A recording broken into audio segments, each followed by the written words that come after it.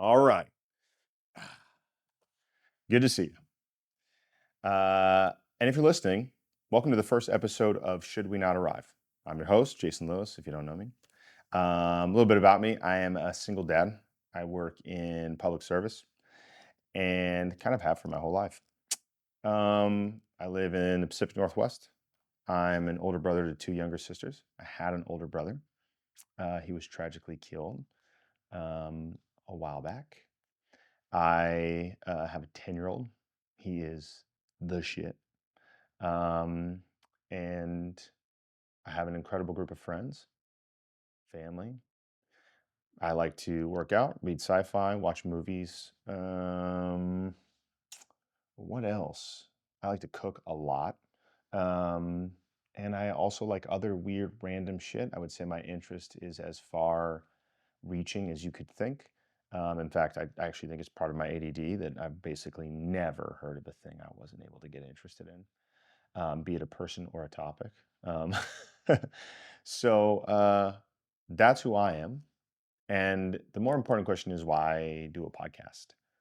Especially in the era where I think there is so many male-led podcasts. Um, and I wonder if the world's even interested in another podcast, if we feel as confident about it being a place of value as we used to. So I may be getting on the train a little late, but I really like it here. And really, if you know me, you know that the most interesting to me is a person. And so I'm really excited to create some of the content that I'm going to make and run through some of the interviews that I'm going to do. And so hopefully this just gives you some context. If you're going to journey with us and you're going to be a part of this community and a part of this experience and experiment, I just want to give you a little bit of context. And so I wrote my ideas down. Quick one to check off. Life for me the past few years, just so you can know where I'm coming from and why I decided to do this. So basically, 5 years ago was the last time I ever truly made something. Not saying with the help of some remarkable people, but really put myself, my name, my views out into the world in a digital format. Um, and after that time, I haven't for a long time. Life got very busy. I've been a single dad almost my son's entire life. I work full time. I have him half the time. And outside of that, I just have kind of your normal setup in relationships, family members, people to take care of, and other things to uphold. I just never really had a window to do it. I tried numerous times over the years to do things, a couple times with a really, really good buddy of mine who's so patient and incredibly generous, and just was never able to make it happen. In fact, we got one started. We made a podcast, got a couple episodes in, and then my brother was again tragically killed. So that really destroyed my creative ability, and it has for a very long time. And I don't know how you are, but for me, God, like if I'm undergoing, I learned some shit. Just that, like if I'm undergoing some brutal stuff, it's hard to like have creative thoughts, to see things in a nuanced way, to have any kind of like openness. Um, so I figured I'd wait. Figured I'd just like wait and heal up before I decided to like go espouse all the shit that was in my noggin and heart. And so yeah, just took that time, tried to heal.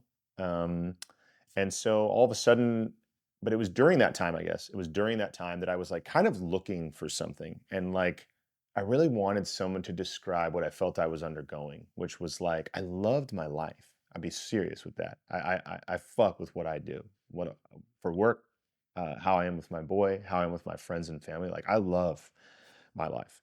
And I feel so fortunate to have it. It is not easy. Money is always tight. I barely sleep.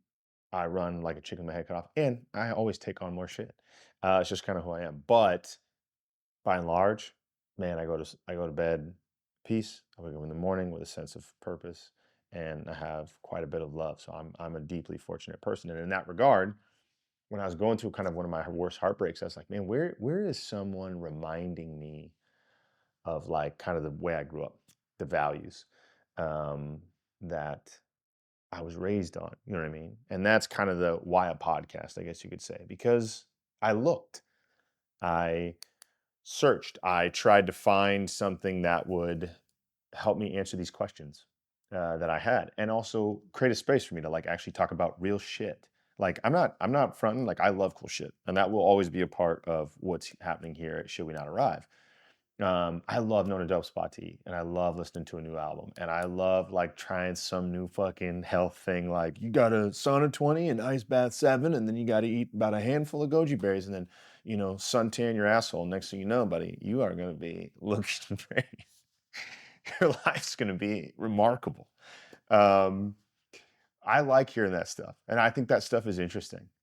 Um, what I can say is when you come back from the edge of grief and heartbreak and sadness, you you're kind of always recalibrated a little bit. You're reminded how precious life is and all that stuff. That's all very, very true. But what's also really true is that what you end up wanting to know more about is how to like shoulder well the burdens that life places on you, how to love well, how to not take for granted what's in your life, how to be a better dad, a better friend, a better fucking partner, how to do something substantial in the world, how to like embed your days that you're given with as much meaning as you can.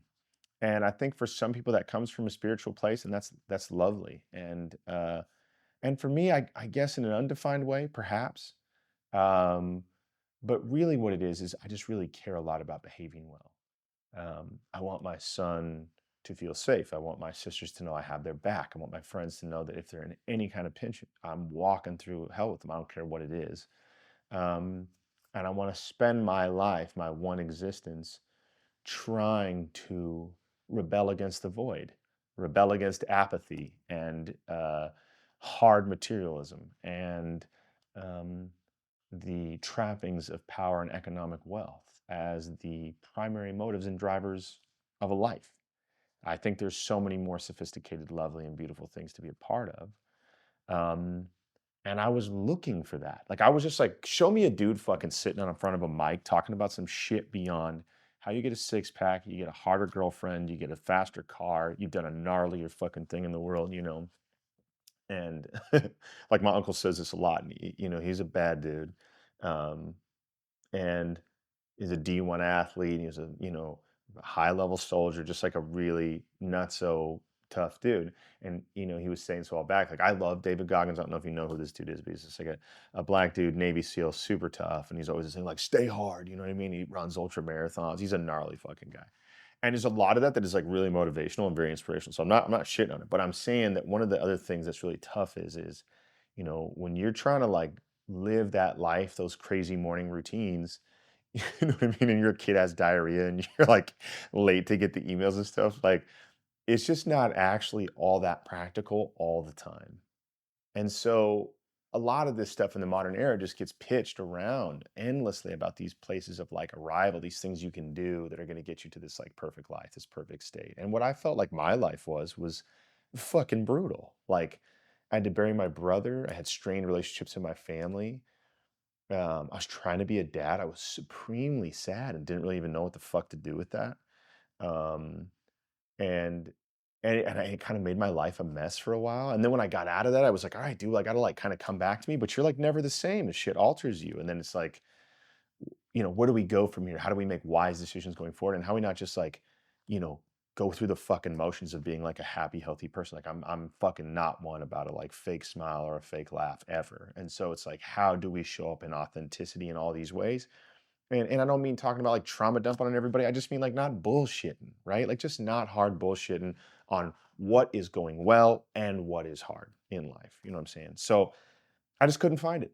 I kept thinking about how like the Joe Rogans of the world and the Chris Martins and the blah blah and I guess Martin's a little more that way, but there's a lot of them where the thing they almost never discuss is their primary relationships to their partners, their kids, their families, and their friends. They almost never fucking talk about it, and that for me is like everything, bro. Like you give me $1 billion tomorrow, you cut all those relationships, I'm fucking dead, bro. I'm not making it in a month. Like I don't know how I would feel valuable in my life, and I get that everybody's different. I'm just speaking for me. But the thing is that in light of all that stuff, I just wanted to start hearing someone talk about the kinds of things you get to hold with you and keep with you when you go through the brutality that can be this life. What do you keep with you when your mom and dad get sick? What do you do when your child does? When a relationship ends? When you good things happen, you get that new promotion. You know what I mean? What happens when you get to the destination you think you're gonna get to, and then, like, oops, the top of one mountain is the bottom of another, you know what I'm saying? Like, you're not fucking escaping the reality that us humans, we kind of have this futile road. We're gonna push as hard as we can up this hill, we're never gonna summit it. The long-term trajectory of me is that I cease to exist. So, if that's the case, if we're not gonna arrive, then what? Then what should I do? Should we not arrive, then what? Even when I do all your little health protocols, even when I have that exact ideology, even when I cop to your political, perspective or your religious, belief or whatever, and the shit doesn't work out exactly, then what? And that is the question that I think sometimes life puts us in. And the key there is I think for me is I want to talk honestly about how I was still happy, how I kept staying happy, how I kept staying fulfilled and interested and connected to life, and what I had to do to deal with the really, really hard, uncomfortable shit. And so, yeah, that's why. I just wanted something like what I'm making. I just wanted to go to a place to hear regular people talk. Because that's the last thing too, which is like, bro, I'm not a millionaire. I'm not even close. You know what I'm saying? Like, it's a brutal life. It's a hard life economically for most people in this current era. Inflation's up, job market's down. Kids got all kind of stuff. Things cost more, tariffs, this and that, bro. Like, it's not an easy game making it. And if it is, like, God bless you, bro. What a fortune, bro. That's awesome. But for a lot of folks, it's not. And what I want to know is like, okay, so we don't have like the Bugattis and the like custom chefs who are making us whatever vegan keto meals and we're not doing the perfect regimented workouts or whatever. But what about all those people in history that were happy, that felt connected, and felt alive in their life? Like, what about that shit? Like, I want to figure out how to do that because that to me seems like something I can get, something I can, somewhere like I can gain ground. Is often how I phrase it. Just that I want to try to gain ground in all these parts of my life. So that was it. Why the name is kind of obvious, right? I already explained it, but just that idea that like, should we not arrive is just the acknowledgement that arrival isn't really available to human beings, but growth is. And and I've really wanted to get better. And I think in certain ways I could point to stuff that I have. I think I've for sure become a better dad. I think I've become a better person. And I know that I've grown calmer and more reasonable. And at the same time, I'm trying to find a way to continue to gain ground on what I idealize as the best version of myself and what I idealize as the best version of me in all these various contexts that are my life. And the hard part is how do I reconcile those pursuits with the fact that in the end, all I'll really get is a journey. And I'll grow through it and I'll learn and I'll grow stronger and more resilient and more insightful. And that's kind of what's available to me. And I've kind of given away that idea that like, oh, you will be a perfect dad. No, I'll never get there. But you know what? It's a fucking kick-ass pursuit. You know what I mean? Like, you're not gonna make it, but it's a better path to pick to fight and walk on and struggle for than I don't know, than some other ones, at least in my view. And so this was kind of the point behind the name. I think we all have a mountain we're trying to climb.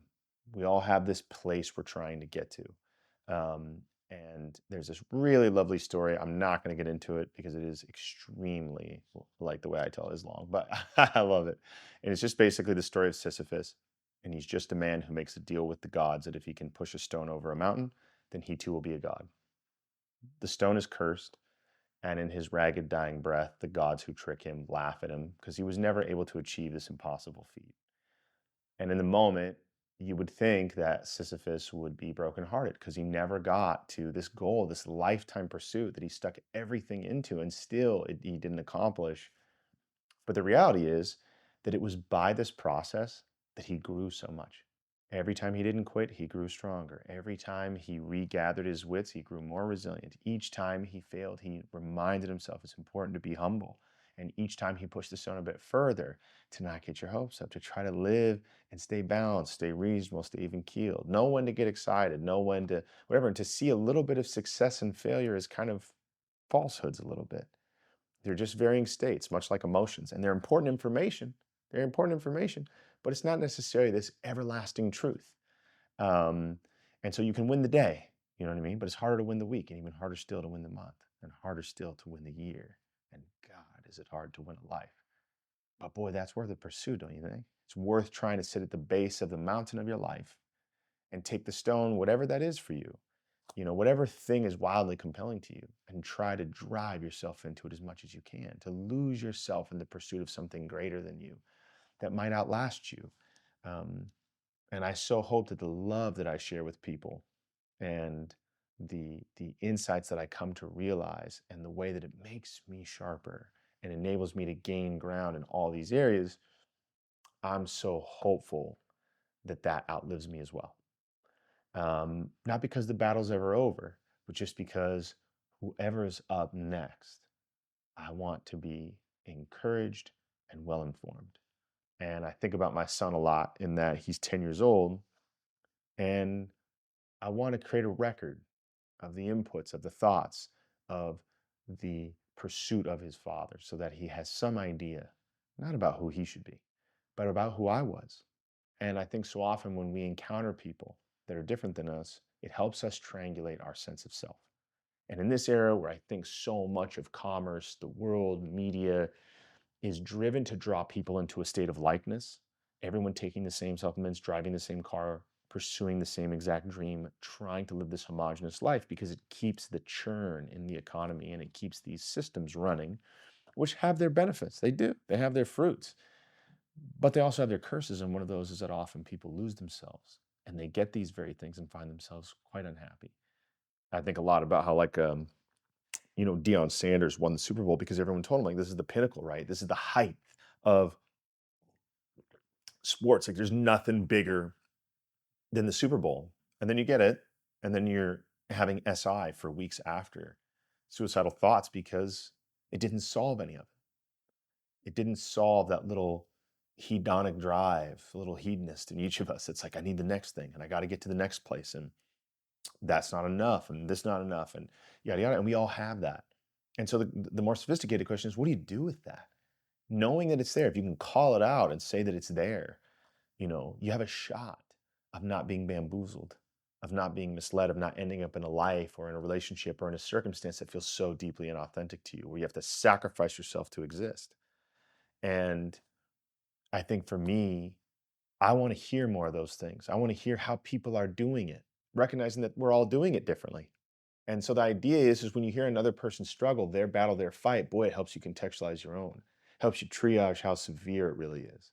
And also what maybe you ought to be grateful for, and maybe what you ought to work on. It can be so informative. And so that is, why the name? Should we not arrive? Then what?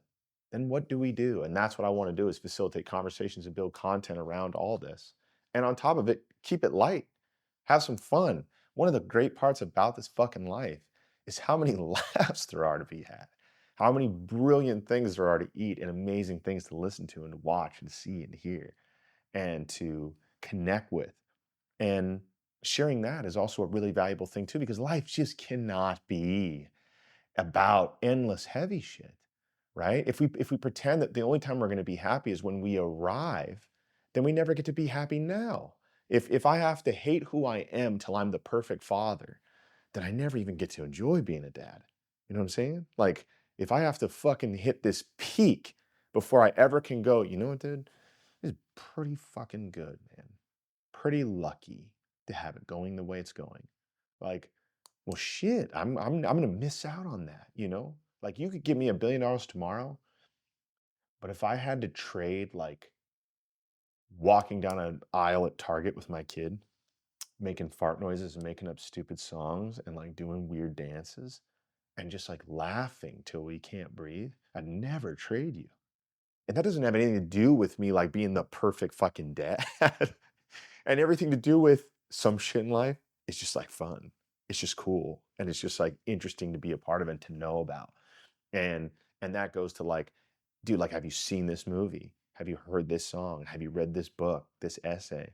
Have you been to this museum? Have you eaten at this one spot? Bro, the jackets made by this one company are fucking the balls, right? Like, there's so many things that are just remarkable. And that's the other part of this too, is like, arrival can't be everything, because then we can't be here, bro. We just can't be here. I can't be in the moment with you. I can't, like, celebrate the shit. I can't, like, talk about watching LeBron James playing at 41 years of age and being fucking enamored with it. No matter whatever all LeBron hears, you could suck it. The point is I cannot get over how much there is in this life to celebrate as well. to talk about with joy and exuberance and excitement. And I'm so pumped to share that. And that's one of the problems with the rivals. It steals it. It delays your joy. It delays your sense of good right now. So we got to find a way to both have a goal, and we got to find a way to also be in the day and enjoy the journey. And that's a challenge. And I'm sure as shit, I got nothing prescriptive for you, bro. Like, I'm not doing that perfectly. I'm just, it's something I know for a fucking fact. There's not another way for me to be well.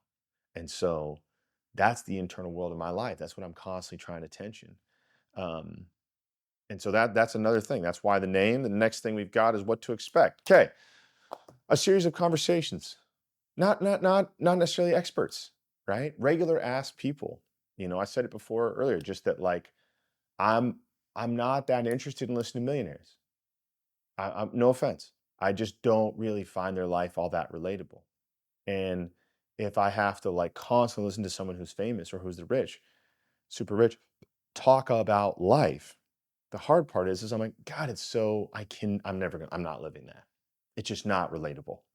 And I'm not shitting on their experience. I'm just saying for me, bro, for the bulk of us here, this isn't life. Like when you're single dad and you pinch every penny and you're busting your ass and you work overtime just to get your kid Christmas presents, now we're fucking talking, dude. Now we're talking. Like when you're like scrounging cash out of your cushions and you're doing everything you can to make sure you have full gas tank and you can swap the tires on your rig because they're getting bald. Like now we're talking, baby. Like, you know what I mean? Like that's the goal. It's just that life is tricky hard. And one of the things that I think you can lose a little bit is you can have these luxury beliefs when you can have some ideas that only work in certain contexts. And those aren't very valuable, not to me. And so I've just been trying to find a way to kind of get back to having conversations with people about the basic shit they think is cool, things that everybody can participate in and connect with that is fucking rad about being a human being and the good fortune of being born in America with all of its brutal imperfections and all of its opportunity and chances for change. And I'm excited to just dialogue about people's lives in that. Secondarily, half the guests will be women. I can never understand how like every male podcast almost never has women on it in any consistent pattern.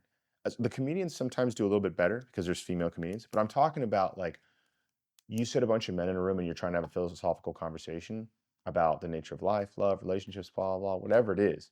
And I'm always missing the female voice. And it's crazy because we all have moms or sisters or friends or cousins or blah, blah, whatever. Or we might even be raising girls. And then you're just like, you don't want to hear from like you're not curious at all. And then like even when you think about like the epidemic of like young dudes who can't get laid, can't make partnerships, can't find their way out of a box with a woman, and they're so brokenhearted about it that they literally have just resorted to just trying to shame and bastardize every woman that they come across. You just kind of go like, damn dog, that's the strat. That's the fucking strat. Like shit didn't go your way. And now you just gotta like, we gotta hate them all. They don't have, I mean, you must, to me, that's madness. Like I just grew up in a household of women, so there's a little different context there. But outside of that reality, most of my friends are men. But I have some really close friendships with women, and they've been some of the most fruitful and beneficial to my life. And so much of a lot of relational intelligence and emotional intelligence comes from the dynamics in those relationships. And if I didn't have that, I would just be less the man and less the person. And I think that wanting to have conversations with women as well, wanting to have conversations with the boys, and wanting to occasionally bring people on who I think have something very valid that helps real life folks, right? So experts that can help in ways that are really approachable for people that is just like, dude, this is shit you can do if you fucking work 60 hours a week and you have, you know, two kids at home and you're just like, here's something you can actually do. That's like the shit I need. You know what I mean? Like, I can't do the 5 a.m. ice in the thing, blah, blah, deep work, then sauna, then blah. I just will never pull it off. I'm never going to pull it off. If I'm super honest too, I'm too distractible. My ADD is too bad. There's too many things I want to be a part of. When I wake up in the morning, I'm ready to fucking go. And I don't want to lollygag. So this is the other idea, which is how do we have real conversations with people? And if we're going to put somebody in a position to apply prescriptive advice, it better work in every context. There's this quote, and I'm going to misattribute it. I can't remember if it's like the Dalai Lama or if it's someone else, but it's basically this idea that they're basically talking about enlightenment, and it's this conversation I think between a monk and like someone else, like a senior monk and a younger monk or something like that. Anyways, goes off on his meditation, just like transcendental, 2 weeks dead silent, boom, just kind of deep in the game, kind of disassociating, connecting to one with everything type of vibe. Comes back, thinks he understands the secrets of the universe, goes and sees the senior monk, and the senior monk basically says to him, one tip: if it works on the mountaintop, but it doesn't work down in the bazaar, it's bullshit. And it's basically the idea that if you think you find something to be true and useful and helpful, but it only really works for one particular group in one set of circumstances, it's probably not true at all. What it probably is true in that singular context, which means it's exclusive. It's not comprehensive. It's not corporate. It's not for everybody. And what I hope to have here is corporate conversations. Regular ass people doing regular things, giving regular insights about how they move through life. Because that's what's available to me. And I get it. Everybody would love the fancy shit. You know what I mean? I would love to have the Gucci of advice. You know what I mean? I want to have the Yves Saint Laurent of fucking insight. You know what I mean? But like the truth is like, I'm gonna have to deal with some JC Penney shit, bro. I'm gonna have to get by with some like TJ Maxx shit, some regular old Carhartt shit, some just rugged, thorough, consistent, works every time type of shit. And honestly, I think so much of that has brought good to my life. And so that's what you can expect. And on top of that, a bunch of other little weird segments. I'm making a bunch of other weird little content that I'm stoked to make. I got a thing called Midnight Snack where I'm going to whip like weird random things that I make late at night and just bullshit about something positive. I got phone calls that I'm going to have with random cool people that last fucking 5 minutes called Nightcat, where we just check in real quick, talk about something that we just saw, watched, read, or listened to. I got a thing, a segment called You Gotta, where I just basically break down like shit you gotta see, you gotta eat, you gotta do, you gotta pay attention to, you gotta watch, you gotta listen, because it's good. It's just good. That's it. Um, and I'm sure I'll come up with more. I had an idea a fucking minute, and so expect it to be a diverse space with lots of different things to connect to, and at the heart of it is just authentic conversations. Okay, that's it, man. I don't have any more things on the list. Just says thank you. So, so thanks for listening, if you did, and thanks for being a part of um, this experience and this experiment. And I don't know how it's going to go. And I mean, much like the title, I have a studio that we're like painting, and you're going to see things in there. It's like not all the way done, which I fucking love. It's just like, my buddy Nate says it all the time: done is better than perfect. And the reality is like, I'm just trying to create something that um, is helpful. And so I hope that as things go on, you will uh, continue to invest a little bit of your time here. And if it's helpful, share it with people. Comment on it. Try something. Let me know what the word is, bro. You have beef with me? Let me know. Like, I actually want to have real conversations and I really want to have real interactions because I think, and I say this with deft hands, I don't want to say anything because I know everybody's context is different. So try to just like walk with me for fucking 5 minutes here without like jumping down my throat on this. But like, I'm 40. I'm turning 40. And my my age is getting to a point where right now so far I've been very fortunate all my friends are alive and all my family is alive. That time is going to change not long from now. I'm not 18 anymore. I'm not 23 anymore. And I do know for many of us, those tragedies have come, even in my own life, earlier than they should have. But the reality is that the seasons are changing. And I want to be not ready, but I want to be capable of undergoing it without losing myself or losing my relationships. I don't want it to blindside me. And I want to stay connected to the people I love as best I can and not let the busyness of this life steal me away and borrow all my attention. We live in an attention economy, and everyone is waking up every day trying to mastermind how do I get Jason to look at his phone right now instead of paying attention to the person in front of him? How do I get him to buy another thing instead of make something? how do I get him to use something instead of create something? Do it by himself instead of gathering a team. And that's something that I'm just seeing happen. And I just wanted to create a space where I get to push back a little bit. And if you're interested in that at all, again, follow along with us. Just journey with me for a while. You don't fuck with it for a time, bounce. You do, come on back. Always welcome. And just know that down here, it'll just be regular ass people, trying to help each other find the way out, find the way forward, find the way through. And I really look forward to it. And I'm super excited for you to meet some of the remarkable human beings that I both know and I'm just acquaintances with, but I'm really pumped to like get them into a conversation. And we'll just kind of see where it goes. So, should we not arrive to $100 million Spotify deal, then what? Well, then it'll be a shitload of fucking fun. And yeah, I hope to hear you out there and I hope to see you out there. So, until then, much love. God bless. Peace.